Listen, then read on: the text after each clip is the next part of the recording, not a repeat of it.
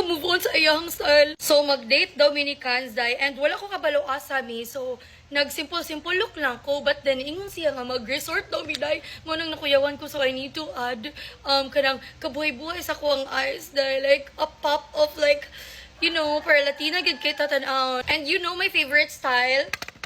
Ingana raday, murag spike kara kay very simple. Let's put it, guys. Black nang iyahang glue, so no need to tight line na taan ni mo nang very nice kay gadali na gyud ko.